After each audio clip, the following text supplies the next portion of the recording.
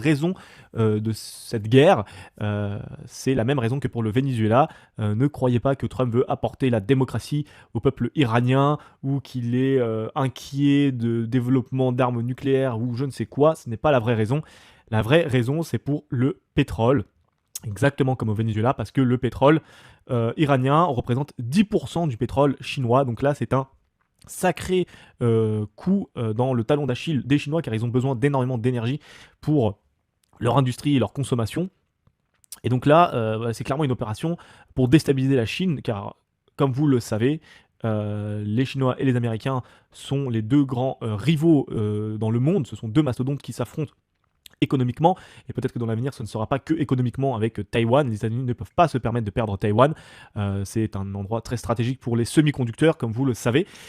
Et donc, voilà, cette attaque de l'Iran que j'avais anticipée dans ma revue d'actualité, ma dernière revue d'actualité, est arrivée. Il reste un gros poisson à faire tomber, mais ça sera beaucoup plus compliqué.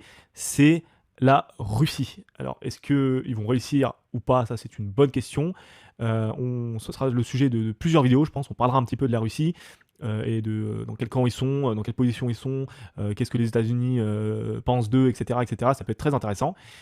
Et donc, voilà, le dernier gros poisson, c'est les États-Unis, c'est la Russie, excusez-moi. Mais ce sera très compliqué de les faire tomber, du moins avec des moyens militaires.